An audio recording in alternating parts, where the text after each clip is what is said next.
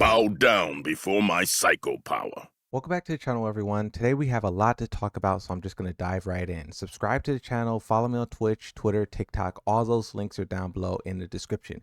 The last news update that I made, I was talking about Armor King and release of that character, and now we're giving an update on the official release, no longer the early access. As you can see at the time of recording, 1.5 million picks in online. Everyone in online is an Armor King, and if you're not an Armor King, you're facing Armageddon. This character is just as popular as we all thought he was going to be, and his win rate is still pretty good because he is a new character. There is still ongoing debates about how strong he is. On the topic of how the players overall are doing, the numbers is holding. When Armor King first came out, it was at about 10,000 people playing, and as you can see, the 24-hour peak is still 9,147. So the fall off isn't as severe as it was with Fakamram and Anna and some of the other DLC. How long will this carry for? Hopefully, if we're lucky, all of eternity. Before we get deeper into this discussion, I do want to pay my respects to the legendary Japanese developer. Side note, if there is a developer watching this video, I want to echo this player's wishes and say, please, in customization, allow for the hit effects to sparkle so we could see what they do, because the still images are great, but it doesn't really give us a feel of what sound they make, what it looks like on our character. On the topic of Miaru Zu, the developers was getting a lot of pushback about the character's skin complexion. I won't retread the whole entire ground. The reason why I'm talking about this now is because we basically have what I assume to be a conclusion. You know, Harada, when he was talking about the face model and how it was defined enough, he gave an update after a couple of days. But a couple of days has passed and he said nothing about the skin complexion of Miaru Zu. One of the last final tweets that was made, well, one that made any sense, came from Dell. Long story short, the reason why she looks the way that she does is because the shading isn't done properly, and with a click of a button, with a flip of a switch, they can fix it. And this is an example of what she could look like before and after if they made this change. Please try and make these changes so the character can be the best that it can be on launch. And also, this tweet from Dell is backed by the Madagascar community, so you can see that it isn't gibberish and it is making some good points. Hive Buff Gigas noticed that the trailer views for Miaru Zu was really low. I looked at all of the characters, even going back to before the game launched when they were doing weekly trailers, and none of the trailer views is as low as hers except for Lydia. Lydia trailer staggered at 200,000, and as you can see here, this is Bandai Namco's page, Miaru Zu's trailer flatlined at 251,000. Is all of the negativity surrounding the character hurting the trailer, or is it the gameplay? People wanted Ogre, but they got like a pole dancing type character instead. Hopefully this character isn't impacted too significantly, and hopefully her gameplay is something that's really amazing, and regardless of the views, she could go on to be a success. PlayStation catalog for the month of October. They released a complete listing of all of their games,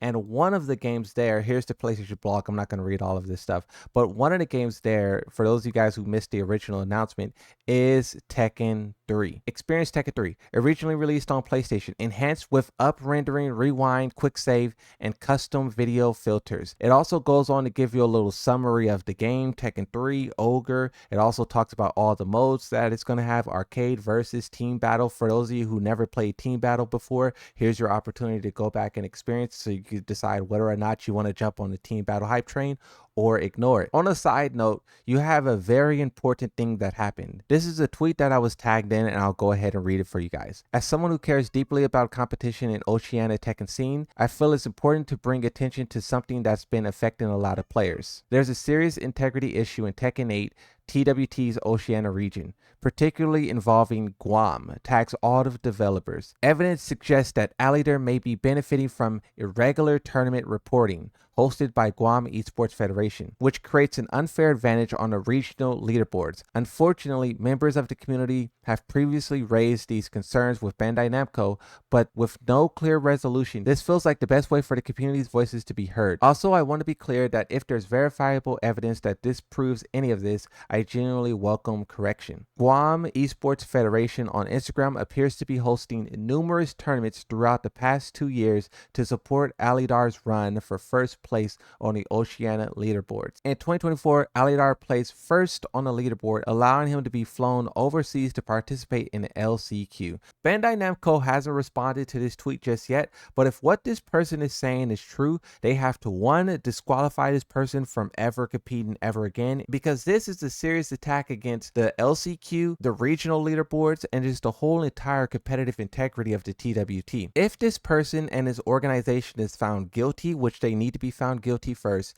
then there needs to be serious consequences. Take all the necessary precautions to make sure that this doesn't happen and it isn't happening and competitive integrity is maintained. On the topic of the developers, I do want to give them some prop. You guys remember going back to Combo Breaker when you had this viral moment of the guy with the backpack and the dog sticking out. The original tweet went very viral. The Tekken developers promised to make this a customization item, and they did so. You now have this version of the dog, same color palette and everything, that hovers over the shoulder. The developers also made a sneaky change in the update regarding the customization, and this is a good one. For everyone who bought the maid outfit, you can now change the colors of it. Nakatsu even says thank you to everyone who was requesting this and have fun. The developers do a lot of stealth updates to Tekken Ball, to customization, and I think it flies over everyone's head. So on some of those outfits that you made, see if there's more options to customize it. This person basically asked Harada to re-release the fan-made panels. Harada says, I'll ask the management team if there's anything they can do. I believe they'll probably come back with some kind of solution. Lastly, you have this tweet here. This is about the new Ogre of Madagascar. Originally, there has been a setting in Tekken that says there is 1 Ogre per continent. In other words, from the very beginning, the world of Tekken was envisioned to have at least 6 Ogres across 6 continents, and it was implied that there might be even more still lying dormant somewhere. I also mentioned this idea in interviews conducted after the release of Tekken 3. The Ogre appearing this time